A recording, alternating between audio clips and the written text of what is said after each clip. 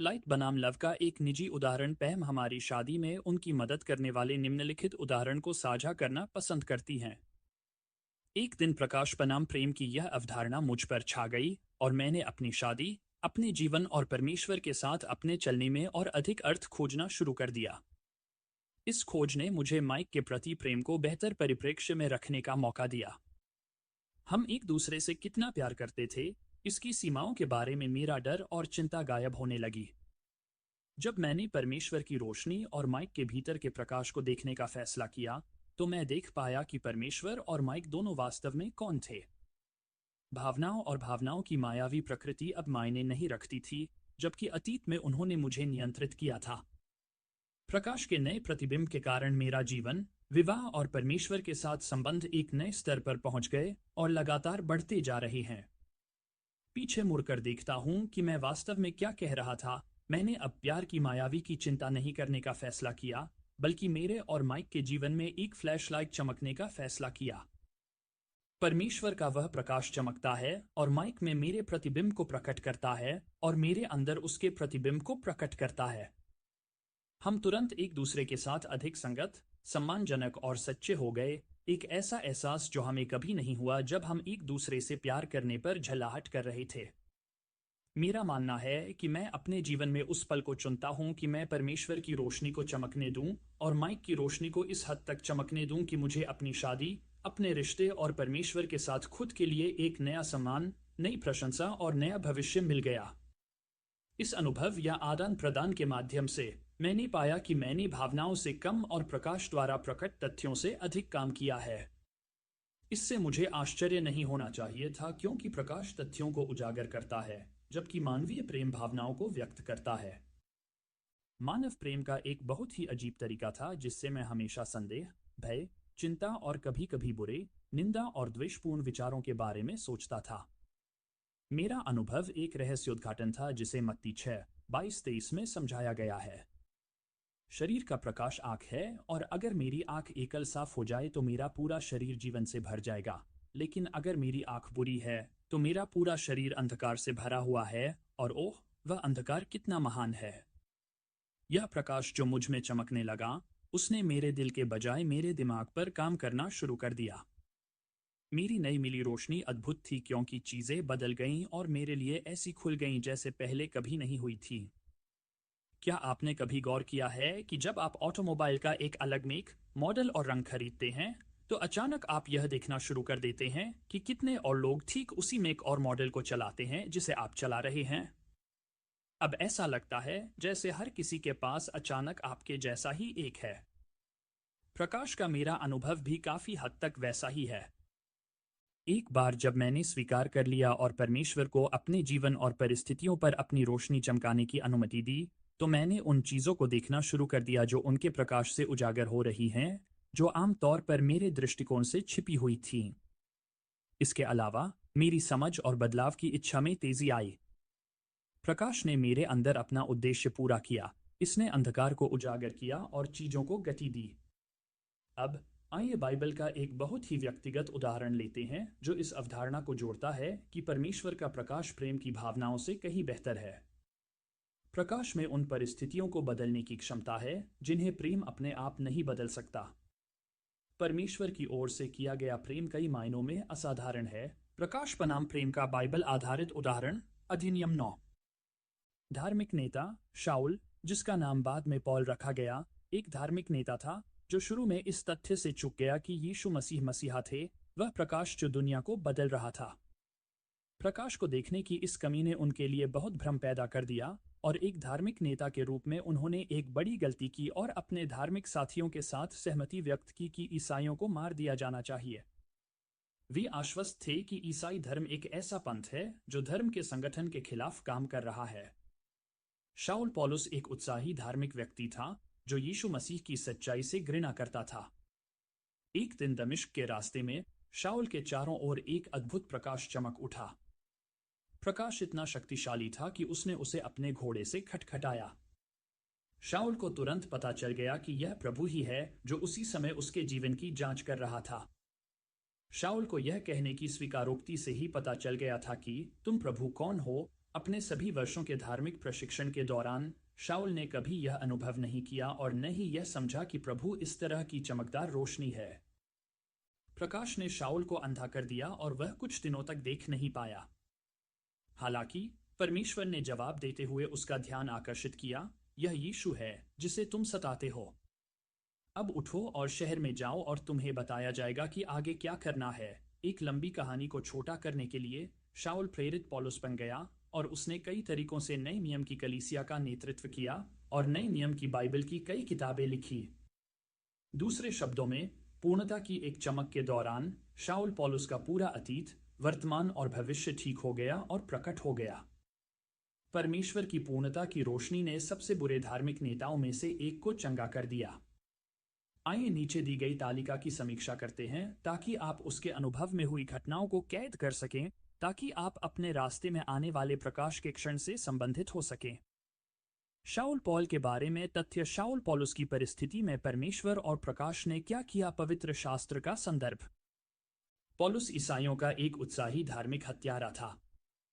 तुरंत ही उसे भूत, वर्तमान और भविष्य में एक बिल्कुल नया व्यक्ति बना दिया। प्रेरितों के काम 7:58, प्रेरितों के काम 9:01, प्रेरितों के काम 9:13। पौलुस कहता है कि जिस प्रकाश ने उसे उसके घोड़े से खटखटाया था वह उसके चारों ओर थी, और एक अंश में कहा गया है कि यह एक पूर्ण प्रकाश था। प्रकाश ने शाऊल के चारों ओर एक पूर्णता का निर्माण किया। वह अपने अतीत, वर्तमान और भविष्य से ठीक हो रहा था। उन्हें पूरी तरह से नया आदमी बनाया गया। प्रकाश ने उनके अतीत, वर्तमान और भविष्य को प्रतिबिंबित किया और उनका अपवर्तित किया, संभवतः हेलो इफेक्ट में क्रिस्टल की तरह। अधिनियम 9:03, अधिनियम 22:6, अधिनियम 26:13। परमेश्वर ने अपने भविष्य में एक बड़े उद्देश्य के लिए उसके अतीत को शुद्ध किया। जब ईसाइयों ने पहली बार सुना कि शाऊल नाम के हत्यारे को अब शुद्ध कर दिया गया है और उसे माफ कर दिया गया है, तो उन्होंने परमेश्वर से बहस की। परमेश्वर ने उनसे कहा, अब वह परमेश्वर के लिए चुना हुआ पात्र है। प्रेरितों के काम 9:15, प्रेरितों के काम 9:21। परमेश्वर ने पौलुस के चारों ओर चमकने वाली रोशनी के माध्यम से शाऊल के भीतर के सच्चे मोती को प्रकट किया। इस प्रक्रिया में परमेश्वर का प्रकाश सबसे महान मानवीय उदाहरणों में से एक है। यह दर्शाता है कि परमेश्वर अपनी परेशानियों, ईसाइयों का हत्यारा, को भी दूर कर सकता है और उनके भीतर का मोती ढूंढ सकता है। यह हम सभी को बड़ी आशा दिखाता है। प्रेरितों के काम 9:15 तालिका 7.2 प्रकाश के साथ शाऊल पौल की मुठभेड़ के गुणों को परिभाषित करना। प्रेरित पौलुस की कहानी हर उस परिस्थिति के लिए बड़ी आशा जगाती है जिससे आप गुजरे होंगे। मेरी राय है कि पौलुस को एक समय में इतनी रोशनी देखनी पड़ी थी क्योंकि उसके पास बहुत सारा पिछला सामान था। स्थानीय चर्च समूह द्वारा प्यार की भावना ईसाइयों को मारने की उसकी वास्तविकता को मिटाने वाली नहीं थी। शाऊल ने अपने अतीत, वर्तमान और भविष्य को छेदने के लिए परमेश्वर के प्रकाश को चमकने दिया ताकि वह अपने पूरे दिल, मन और आत्मा से प्रभु से सच्चा प्रेम कर सके। परमेश्वर का प्रकाश पूरी तरह सशक्त और परिवर्तनकारी है। यह ध्यान दिया जाना चाहिए कि प्रकाश के इस महान रूपांतरण ने ही पौलुस को यहूदियों और अन्य जातियों के साथ साथ अपने दुश्मनों के लिए आवश्यक प्रेम दिया। यह आश्चर्यजनक है कि कैसे प्रेम परमेश्वर की रोशनी का एक स्वाभाविक परिणाम है, लेकिन जब हम प्रेम को सबसे पहले रखते हैं या प्रेम को अपने आप में एक संदेश के रूप में रखते हैं, तो यह एक ऐसा संदेश होता है जो कई लोगों को निराश करता है। यही कारण है कि यीशु ने मत्ती 5:16 में कहा था, अपने प्रकाश को मनुष्यों के सामने इतना चमकने दो कि वे अच्छे कामों को देख सकें और स्वर्ग में आपके पिता की महिमा कर सकें। यीशु ने यह नहीं कहा, अपने प्रेम को मनुष्यों के सामने चमकने दो ताकि वे तुम्हारे अच्छे कामों को देख सकें। प्रकाश के क्रम में सबसे पहले आने का कारण यह है कि प्रकाश, प्रेम नहीं, अच्छे कार्यों के लिए परमेश्वर के मूल उद्देश्य को पूरा करता है। मुझ में प्रकाश बनाम मुझ में प्रेम लोगों को परमेश्वर को महिमा देने की अनुमति देता है, न कि मुझे या मेरे प्रेम को महिमा देने के लिए। अगर लोग मेरे प्यार और मेरे अच्छे कामों को देखते हैं तो वे परमेश्वर के बजाय मुझे श्रेय और महिमा देंगे। यदि वे उस प्रकाश को देखते हैं जो मसीह के माध्यम से मुझ में है, तो वे उसे महिमा देंगे, यह जानते हुए कि मेरे अच्छे कार्य केवल मेरे भीतर उसके प्रकाश के माध्यम से ही आ सकते हैं। यही अवधारणा प्रेरित पौलुस के साथ भी सच है। यदि एक चर्च समूह द्वारा यीशु के साथ क्षमा या संबंध बनाने के लिए उसे प्यार किया गया होता, तो वह जल्दी से चर्च या परमेश्वर के बजाय लोगों को धन्यवाद महिमा दे देता। हम इस अध्याय के केंद्र में प्रवेश कर रहे हैं, परमेश्वर के प्रकाश की परिवर्तनकारी शक्ति। प्रेरित पौलुस की क्षमा की कहानी में हम प्रेरितों के काम 9:9-15 में पाते हैं कि हन्यास नामक एक साथी ईसाई पौलुस की हत्या के कृत्यों से आहत था। हन्या पौलुस की हत्या के पापपूर्ण कृत्यों को क्षमा करने के लिए तैयार नहीं था और पौलुस के लिए दुनिया के लिए एक आशीर्वाद बनने के लिए प्रार्थना करने के लिए परमेश्वर के अनुरोध का पालन करने के लिए तैयार नहीं था। बहरहाल प्रभु की रोशनी ने हन्या को यह भी दिखाया कि भले ही वह नाराज था और हत्या से आहत था, फिर भी वह पौलुस को क्षमा कर सकता है और उसके नए भविष्य का समर्थन कर सकता है। एक बार फिर आपके दोस्तों और या परिवार के सदस्यों की हत्या करने वाले किसी व्यक्ति को क्षमा करने की तुलना में क्षमा के कई बड़े कार्य नहीं है। फिर भी परमेश्वर का प्रकाश हर इंसान को आशा देने के लिए मुद्दों, परिस्थितियों, समय और हमारे व्यक्तिगत उद्देश्यों को पार करने में सक्षम है। इसका अर्थ है कि परमेश्वर उन अपराधियों को क्षमा करने के लिए तैयार है जो अत्याचार या हत्या तक चले गए थे, और वह ऐसे मामलों में जिन लोगों का उल्लंघन किया गया था, उन्हें अपराधियों को क्षमा करने की क्षमता देता है। एक व्यक्ति को अब अतीत के उल्लंघनों के बारे में कटु होने की जरूरत नहीं है। यह आश्चर्यजनक है, क्योंकि कड़वाहट अपना खुद का जहर पीने और दूसरे व्यक्ति के मरने की उम्मीद करने जैसा है। पत्रिका का यह हिस्सा कुछ लोगों के लिए बेहद मुश्किल हो सकता है, इसलिए कृपया इस अगले अभ्यास में जल्दबाजी न करें। इसके बजाय निम्नलिखित 3 मदों को अनुसरण करने के लिए उदाहरण के रूप में देखें। मैं आपको इस तथ्य पर विचार करने के लिए चुनौती देता हूं कि ऐसा इतना कठिन होने का कारण यह है कि आप उन्हें अपने मानवीय प्रेम में क्षमा करने की कोशिश कर रही हैं, बनाम परमेश्वर को अपनी परिवर्तनकारी रोशनी में उन्हें क्षमा करने देना।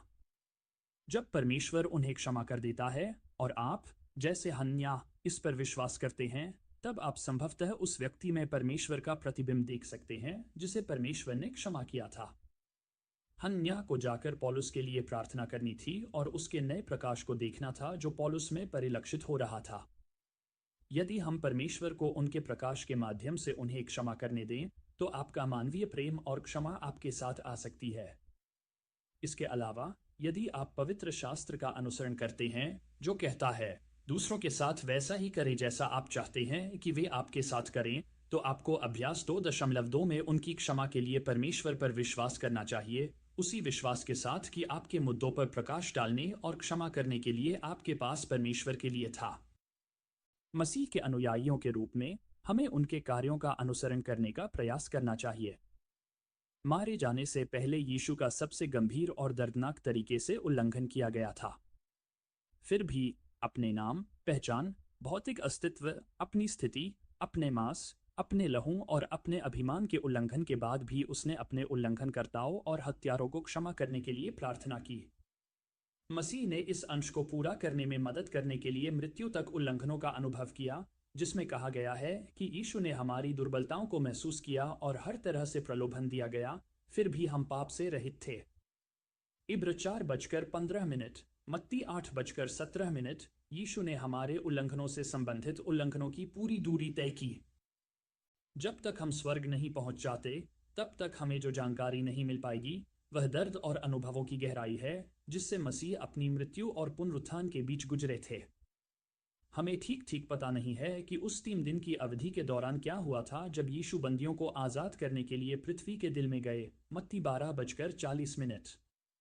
हालांकि हम जो जानते हैं वह यह है कि यीशु ने हमारी दुर्बलताओं के सभी स्तरों का अनुभव किया और सभी प्रभुत्व, शक्तियों, अधिकारियों पर विजय प्राप्त की और यहाँ तक कि मृत्यु के दंश पर भी विजय प्राप्त की। उन्होंने आपके और मेरे लिए दूरी तय की, इसलिए हम सच में दावा कर सकते हैं कि उनकी धारियों से हम ठीक हो गए हैं। लेकिन वह हमारे अपराधों के कारण छेदा गया था, हमारे अधर्म के कामों के कारण उसे कुचल दिया गया था। जिस सजा से हमें शांति मिली वह उस पर थी और उसके घावों से हम ठीक हो गए हैं। यशायाह 53:5। बाइबल की वास्तविकता यह है कि यीशु ने हमें यह विश्वास दिलाने के लिए उल्लंघन किए जाने की पूरी दूरी तय की कि इससे कोई फर्क नहीं पड़ता कि हमारा उल्लंघन कैसे हुआ, हम मसीह की तरह उनसे क्षमा मांग सकते हैं। यह किसी भी तरह से इस बात की पुष्टि नहीं करता है कि लोगों ने क्या अनुभव किया या उनसे गुजरा। हमेशा ऐसे लोग होंगे जिन्होंने अविश्वसनीय और या दर्दनाक असफलताओं का अनुभव किया है, जो बेहद अनोखे और व्यक्तिगत हैं। किसी भी तरह से यह परमेश्वर की मंशा नहीं है कि उनकी स्थिति या परिस्थिति को केवल यह कहकर अमान्य कर दिया जाए कि यह उतना बुरा नहीं था जितना कि उसके पुत्र यीशु ने कष्ट सहा था। कुछ लोग जो मसीह की यात्राओं और अनुभवों की परिपूर्णता को नहीं देख पाते हैं, वे यह निष्कर्ष निकालते हैं कि मसीह उनके द्वारा किए गए कार्यों का अनुभव नहीं कर सकते थे। हालांकि यह मसीह का उद्देश्य नहीं है कि मानवता घावों की कठिनाई की तुलना करे।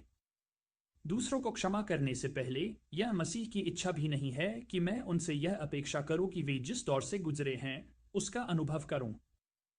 मसीह कहते हैं कि हम मांस और लहू के युद्ध में नहीं है, बल्कि रियासतों के खिलाफ हैं, शक्तियों के खिलाफ हैं, इस दुनिया के अंधेरे के शासकों के खिलाफ हैं, ऊंचे स्थानों पर आध्यात्मिक दुष्टता के खिलाफ है। यदि मैं देह के उल्लंघन के बारे में अपनी समस्याएं बनाता हूं, तो हो सकता है कि मैं आध्यात्मिक क्षेत्र में होने वाले उल्लंघन के वास्तविक कारण और परिणामों को खो दूं।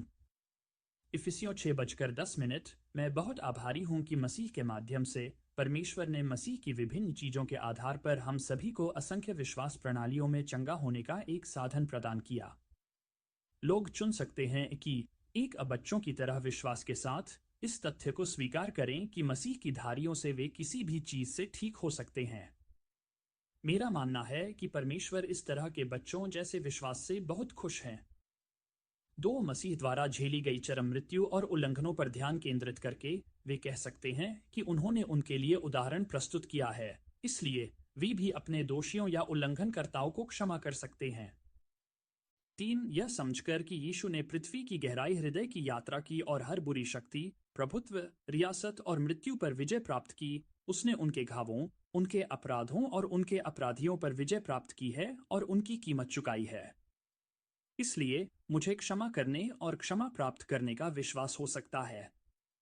4, बच्चों की तरह विश्वास के साथ विश्वास करें कि किसी अलौकिक तरीके से प्रकाश के आध्यात्मिक क्षेत्र में कि यीशु ने वास्तव में सभी की दुर्बलताओं का अनुभव किया है। अगर वह पाप के बिना मेरे रास्ते पर चलता है, तो मैं भी क्षमा करने और क्षमा पाने का प्रयास कर सकता हूँ। 5, पूरे विश्वास और विश्वास के साथ कि यदि यीशु प्रकाश है, तो वह मेरे अतीत, वर्तमान और भविष्य में यात्रा कर सकता है और उनके द्वारा की गई हर चीज का अनुभव कर सकता है और यह दावा कर सकता है कि उन्हें व्यक्तिगत रूप से हर तरह से प्रलोभन दिया गया था। उनका मानना है कि द ग्रेट आई एम और लाइट ऑफ द वर्ल्ड रूपांतरित करता है, ठीक करता है, शुद्ध करता है और क्षमा करता है। और इस पुनर्जीवित मसीह के उनमें रहने के कारण वे क्षमा कर सकते हैं और उन्हें क्षमा किया जा सकता है। इससे कोई फर्क नहीं पड़ता कि लोग उन्हें चंगा करने और या दूसरों को क्षमा करने के लिए किस विश्वास का उपयोग करते हैं। यह केंद्रीय वास्तविकता और सच्चाई से कम चिंता का विषय है। यह वास्तविकता और सच्चाई यह है कि मसीह का लहू ही था जिसने सभी के पापों को दूर किया। यीशु का प्रकाश इतना शक्तिशाली है कि वह प्रत्येक परिस्थिति में चमक सके ताकि यह सुनिश्चित हो सके कि उसकी मृत्यु और पुनरुत्थान व्यर्थ न हो। आपने अभी अभी बाइबल में पाए गए कुछ सबसे सरल लेकिन सबसे शक्तिशाली वादों को सुना और उन पर कार्रवाई की है। परमेश्वर का प्रकाश इस तरह से चमकता है कि हम उसके साथ अपने अतीत के मुद्दों को पार करके अपने भविष्य में ला सकते हैं। परमेश्वर के प्रकाश को इन समस्याओं को पार करने की अनुमति देने से वे पूरी तरह से ठीक होने के लिए परमेश्वर के प्रकाश की रोशनी से गुजर सकते हैं। मैं क्लाउड हेलो की तरह उस पूर्णता का निर्माण कर सकता हूं जो परमेश्वर ने हमेशा मेरे लिए चाहा था। याद रखें, प्रकाश के दो महान गुण गति और रोशनी हैं। इस आत्मपूर्णता में मेरा अतीत, वर्तमान और मेरा भविष्य शामिल है। मेरा अतीत, वर्तमान और भविष्य भी उन 3 चीजों से बहुत करीब से जुड़े हुए हैं जिनके साथ परमेश्वर ने कहा था कि हम उनकी पूजा करने के लिए हैं, हमारे दिल, हमारे दिमाग और हमारी आत्माएं। परमेश्वर कहता है कि वह चाहता है कि हम पूरे दिल से, अपने पूरे मन से और अपनी पूरी आत्मा से उसकी पूजा करें। दुर्भाग्य से अपनी अधिकांश ईसाई यात्रा के दौरान मैं अपने जीवन के केवल हृदय पक्ष के संपर्क में आया था। लगभग 6 साल पहले मुझे पता चला कि मैंने उन पहलुओं में से केवल 1/3 ही विकसित किए हैं जिनके साथ परमेश्वर मेरी सेवा करने और उनकी पूजा करने के लिए मुझे खोज रहे थे। मैंने ईसाई प्रेम, परमेश्वर के प्रेम, चर्च के प्रेम, पादरी के प्रेम और अपने पति के प्रेम पर इस हद तक प्रयास किया, काम किया और उस पर काम किया कि मेरा प्रेम गुब्बारा फूटने के लिए तैयार था।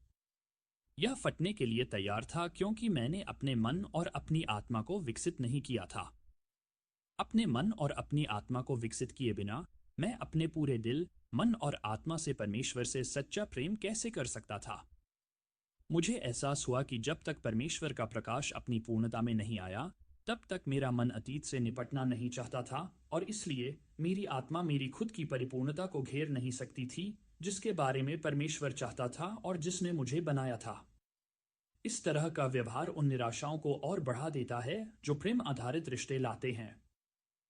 सच्ची रोशनी ने मुझे अपने पूरे दिल, दिमाग और आत्मा को उस पूर्णता के रूप में देखने की अनुमति दी जो परमेश्वर हमेशा से चाहता था कि मैं बनूं। मैंने खुद को, अपने उल्लंघनकर्ताओं या अपराधियों को माफ कर दिया है, भावनाओं को दूर करना बंद कर दिया है और परमेश्वर के प्रकाश को अपने जीवन की सभी चीजों को प्रतिबिंबित करने और उन्हें दूर करने की अनुमति दी है।